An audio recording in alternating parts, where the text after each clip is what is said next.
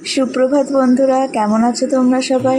রিয়াজ ওয়ার্ল্ডের আরেকটি নতুন ব্লগে আরেকটি নতুন দিনে তোমাদের সবাইকে স্বাগতম।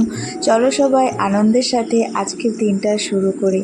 তো সকালবেলা আমিও কিন্তু বেরোচ্ছি, আর প্রতিদিনকার মতো আমার বাবা মাও কিন্তু এখানে বাড়ির সামনে দাঁড়িয়ে আছে। যতক্ষণ অবধি আমাকে দেখা যাবে ততক্ষণ কিন্তু তারা দাঁড়িয়ে থাকবে। আর এদিকে কদিন পরেই যেহেতু রথের মেলা, তাই আমাদের বাড়ির সামনে কিন্তু রথের মেলার দোকানপাট চলে এসছে এবং প্রায় অনেকগুলো কিন্তু বসতেও শুরু করে দিয়েছে। আমাদের বাড়ির সামনে যেই মাঠটা আছে সেই মাঠটাতে কিন্তু দোকানপাটগুলো বসে, আর নাগরদোলা, চরকি, সেই সমস্ত জিনিসগুলো বসে এই পাশের মাঠটাতে। দেখো, দূর থেকে অনেকটা তোমাদেরকে দেখানোর চেষ্টা করছি, হয়তো বুঝতে পারবে, একটু কষ্ট করে দেখার চেষ্টা করো। তো সকালবেলা স্কুলে যেতে যেতে, অর্থাৎ স্কুলের জন্য বাস ধরতে যাচ্ছি, তো সেই সময়ে যতটুকু সম্ভব ভিডিও করে রেখেছি তো তোমাদের দেখাবো বলে। তো কথা বলতে বলতে অনেকটাই চলে এসেছি বাস স্ট্যান্ডের কাছাকাছি। আজ সকাল থেকেই কিন্তু বেশ মেঘলা মেঘলা, হয়তো দিনের বেলা বৃষ্টি হতে পারে।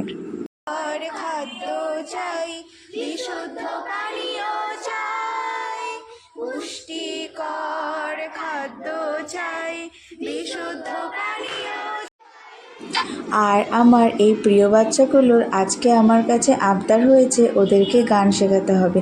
কি না, ওদের পাঠ্য বইয়ে নাকি একটা গান আছে, তো সেটা আমাকে আজকে ওদের শেখাতেই হবে। তো এখন আমি ওদের আবদার পূরণ করতে তাই বসে গেছি।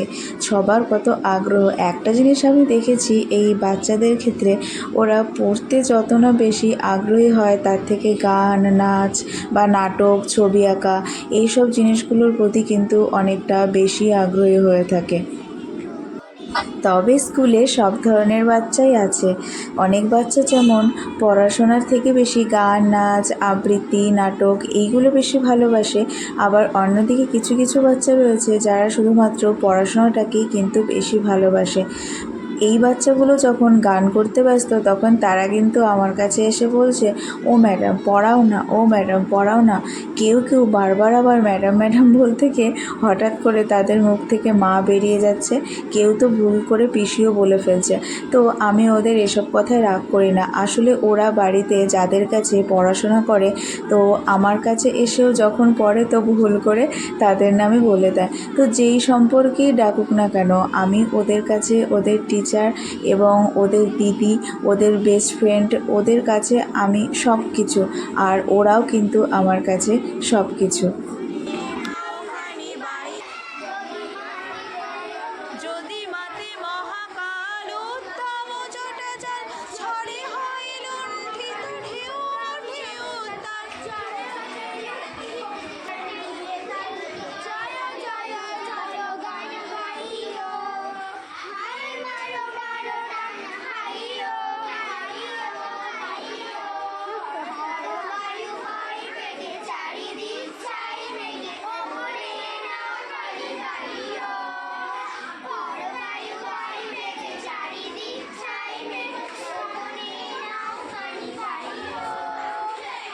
স্কুল থেকে ফেরার পথে পড়তে হয়েছিল বৃষ্টির মুখে। প্রচণ্ড বৃষ্টি হয়ে গেছে এখানে। তো বৃষ্টির পর কিন্তু গাছপালা, মাঠের ঘাস, সমস্ত কিছু যেন আরও সবুজ হয়ে উঠেছে, তারা প্রাণ ফিরে পেয়েছে। এমন একটা বৃষ্টি কিন্তু হওয়া দরকার ছিল এবং আরও দরকার আছে। যেহেতু একটানা অনেক দিন ধরে প্রচণ্ড গরম, বৃষ্টির নামমাত্র নেই, হয়তো অল্প পরিমাণে হচ্ছে কিন্তু যথেষ্ট নয়, তাই যথেষ্ট বৃষ্টির দরকার। আর এই গাছপালাগুলো যেন অনেক দিন পর বৃষ্টির সঙ্গ পেয়ে তারা যেন সমস্ত কিছু দুঃখ ভুলে আনন্দে মেতে উঠেছে। পথ ঘাট সমস্ত কিছু জলে ভিজে ধুয়ে গেছে। এখন যেমন বৃষ্টি এতটা ভালো লাগে, ছোটোবেলায় কিন্তু বৃষ্টি একদম ভালো লাগতো না। হয়তো আমি, আমার মেজো বোন, আরও পাড়ার বন্ধুবান্ধব সবাই মিলে খেলা করছি, তো হঠাৎ করে দেখলাম বৃষ্টি নেমে গেছে। তো দেখে কিন্তু ভীষণ মন খারাপ হয়ে যেত, কারণ ছোটোবেলায় বৃষ্টি নামলেই মনে হতো যে ইস, আবার তো খেলতে পারবো না, এখন কি হবে এই কথা ভেবেই মনটা খারাপ হয়ে যেত। কিন্তু বড় হওয়ার সাথে সাথে অনেক ভালো লাগা মন্দ লাগা সমস্ত কিছু কিন্তু একে একে পাল্টে যায়। সেরকমই আগে যেই জিনিসটা ভালো লাগতো না, এখন সেই জিনিসটা অনেক বেশি ভালো লাগে। আবার এরকমও অনেক জিনিস আছে যেটা আগে হয়তো অনেক ভালো লাগতো আর এখন হয়তো সেটা আর ভালো লাগে না। তো কথা বলতে বলতে বাড়ির পথে এগিয়ে চলে এসেছি। আর বাড়িতে আসা মাত্রই আমার পুচকুসোনা কতক্ষণে আমার কোলে ঝাঁপিয়ে আসবে তার জন্য ব্যস্ত। ঝাঁপিয়ে আসার একটাই কারণ, এখন বাবুকে নিয়ে একটুখানি ঘুরিয়ে নিয়ে আসতে হবে। তো আমি বেরিয়ে গেছি পুচকুসোনাকে নিয়ে, বাড়ির সামনে রাস্তায় একটু হাঁটছি আর সমস্ত গাছপালা পশু পাখি এই জিনিসগুলো দেখাচ্ছি আর মাঝে মাঝে কিন্তু ওকে আদর করছি।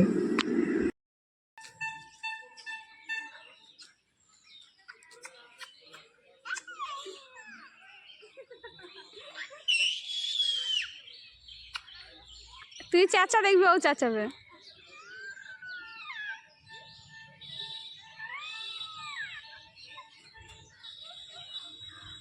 বুনুর সঙ্গে সকালবেলা কম্পিটিশন লাগাছে, বুনুও চাচায় ও চাচায়, ও চাচায় ও চাচায়।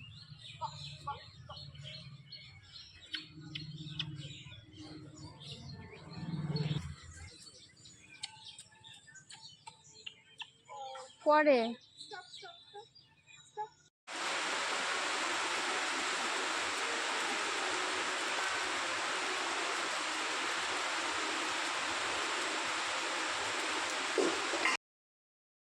আর বৃষ্টির কথা বলতে না বলতেই হঠাৎ করে ঝমঝম করে বৃষ্টি নেমে গেছে।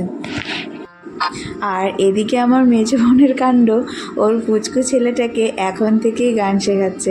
আসলে পুচকুটাকে কিছুতেই রাখা যাচ্ছে না, ও বাইরে বৃষ্টি দেখছে আর বৃষ্টি দেখেই শুধু বাইরে যাওয়ার জন্য ছটফট করছে। তাই আমার মেজো বোন ওকে হারমোনিয়াম দিয়ে গান নিয়ে বসে গেছে।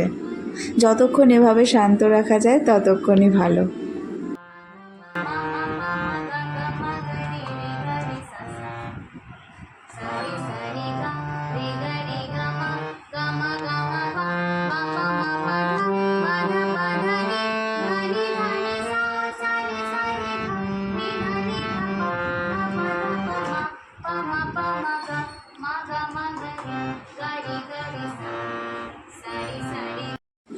স্কুল থেকে বাড়ি আসার পরে একটু খাওয়া দাওয়া করলাম, রেস্ট নিলাম। তারপর আমার ছোটো বোনও গিয়েছিল পড়তে, ও পড়ার থেকে বাড়ি এলো, ওকে গানটা নিয়ে রেওয়াজ করাতে বসালাম। যেহেতু ওর গানের পরীক্ষা কদিন পরে, তো সে অনেকক্ষণ ধরে ওকে গানের রেওয়াজ করালাম। তারপর কিন্তু ওকে স্নান করতে পাঠিয়ে দিলাম। আর এখন আমি ঘরদোর পরিষ্কার পরিচ্ছন্ন করে নিচ্ছি। আর ঘরদোর পরিষ্কার পরিচ্ছন্ন করার পর তারপর কিন্তু আমিও স্নান করতে যাব। তার আগে অবশ্য কিছু কিছু কাজ আছে রান্নাঘরের, কি যে সমস্ত বাসনপত্রগুলো বেসিনে পড়ে আছে সেগুলো মাজবো, কিচেন সেটটা পরিষ্কার করব, তারপর কিন্তু স্নান করতে যাব। তো আজকে ভাবছি যেহেতু মেঘলা এবং সমান তালে বৃষ্টি হচ্ছে, আজকে আর ঘরটা শুধু ঝাড় দিয়ে রাখবো, মুছবো না। কারণ বর্ষার দিনে মার্বেল নাকি বেশি জল দিয়ে মুছলে তাতে নাকি ড্যাম্প পড়ে যাওয়ার সম্ভাবনা থাকে। তো এটা আমরা শুনেছি, যেমনভাবে আমাদেরকে মার্বেল মিস্ত্রিরা যখন মার্বেল বসায় মেঝেতে সেই সময় বলে গিয়েছিল, তো আমরা সেরকমভাবেই চলি যাতে জিনিসটা ভালো থাকে। তো আজকে ওই জন্যে শুধু ঝাঁট দিয়ে ভালো করে ঝাঁট দিয়ে একদম বসে বসে মেঝে চেঁচে পরিষ্কার করে সুন্দর করে ঝাড় দিয়ে রাখছি। আজকে আর ঘরটা মুছবো না। তো এখন ঘরটা ঝাড় দেওয়া হয়ে গেলে তারপর যাচ্ছি স্নান করতে। স্নান টান করা হয়ে গেলে পুজো টুজো দিয়ে এসে তারপর চলো আবার তোমাদের সাথে কথা বলছি।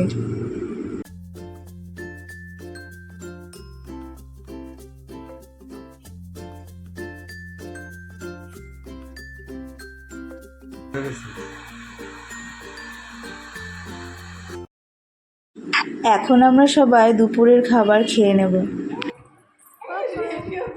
বাবা, তুমি দাদানের পাশে বসে, বাবা বলে, বাবা দাদানকে কত ভালোবাসছে, আমার পাপা দাদানকে কত ভালোবাসছে।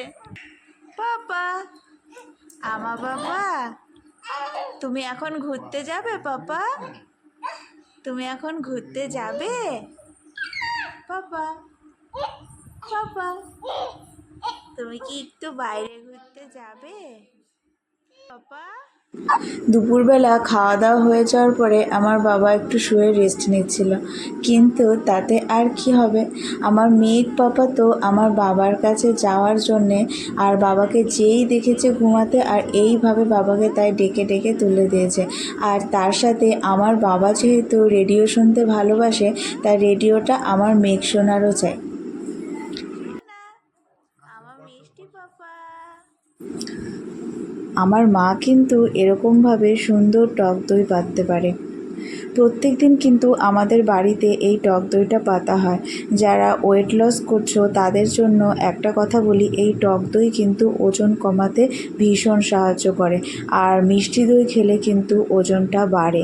তো আমি এখন দই খেয়ে নেব, আর তার আগে কিন্তু একটা ফল খেয়েছি, শরবতি লেবু, তো সেটা আর তোমাদের সাথে আজকে শেয়ার করিনি। তো এখন দইটা খাচ্ছি, তাই তোমাদেরকে দেখাচ্ছি। দেখতে পাচ্ছ কত সুন্দরভাবে দইটা কিন্তু পড়েছে। আর আজ দইটা খেতে একটু দেরিও হয়ে গেছিলো, কারণ আমি দুপুরে খাওয়া দাওয়ার পর একটুখানি ঘুমিয়ে পড়েছিলাম। তো যেহেতু মর্নিং স্কুলে যাওয়ার দরুন খুব ভোরেই ওঠা হচ্ছে, তারপরে কিন্তু শরীরে একটা টায়ার্ডনেস থেকে যাচ্ছে।